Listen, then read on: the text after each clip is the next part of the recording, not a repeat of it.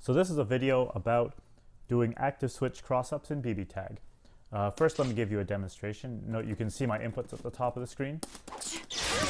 So I'm going to record the training dummy doing a cross-up. Okay, so watch my joystick. I'm going to start by blocking left, and then I block right, and I get crossed up. Unlike some games such as Unist, in BBTAG you always have to block the point character. So for instance, if I block by holding left or down left, I'm able to block Mitsuru. Rather, I'm able to block Blake's cross-up. Blake's 214B like that. Again, because you have to block the point character. An exception is that if you're in constant block stun, like here,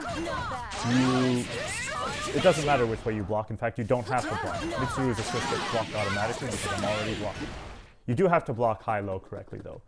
So what's the mix-up with this? Let's say you do this, and then they guess that you're going to cross up and they block correctly. Next time you do it, let's do a different slot. I'm going to need this later. Number 2. Instead of doing the cross-up, you fake it. So for instance, like that. So now, if I block the wrong way, I get opened up. Again, you have to leave a gap though, because if there's no gap, there's no cross-up. So now, if we play it back randomly, I'm not going to know which way to block after the cross-up. This way? Nope, got crossed up. Do I block the other way? Nope, no cross-up. So that's the mix-up there. It's completely 50-50 because Blake's 214B is so fast that you can't see it coming and block the other way. A bad example of a cross-up would be to use 214B, which is the slow gunshot. Because if someone sees that coming, like that, you can just block the other direction when you see Blake winding up to take gunshots. Some things to note about this. Number 1, it doesn't matter when you press D to active switch, it only matters when you release D. So for instance, if I call my partner and hold D, nothing happens. But if I call my partner and release D, it active switches. What this means is that when you want to do your cross-up, you have to make sure you release D before your move hits them. So for instance, if I record this, you should see that this did not cross up. Yep, because I pressed D and I released D too late. So usually when you're doing these things, you might want to either press them at the same time like that and release them right away, or press the D button first. And that might also make it easier to get the cross-up.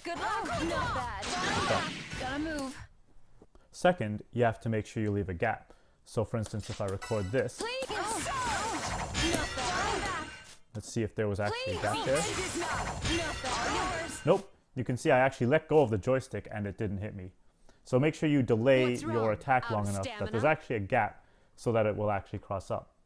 Number 3, depending on when they DP, their DP might actually whiff. So if I do, say we want the cross up, if I try to DP out of this and I do my DP early, it goes the wrong way and I actually get punished. And I can't burst either because it's a punish on a DP.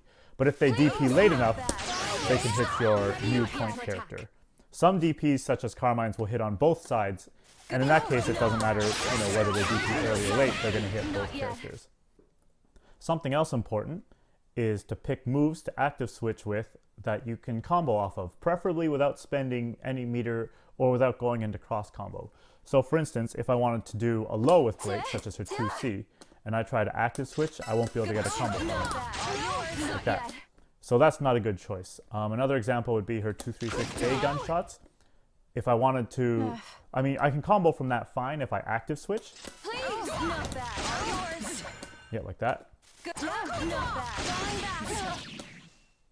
But if I want to fake the cross up with that move, I can't combo from it unless I spend cross combo. It would just be this. That's it. But I could cross combo and get a combo. So that's why in my example I used 5A. Because if they get hit by it, I just go into the normal B&B. Last of all, if you're actually in cross combo mode already and you try to do something like this, so I activate cross combo and then I do this, you notice Blake passes through them because I'm in cross combo mode. Same thing if I did Mitsuru's 236 move, she passes through them.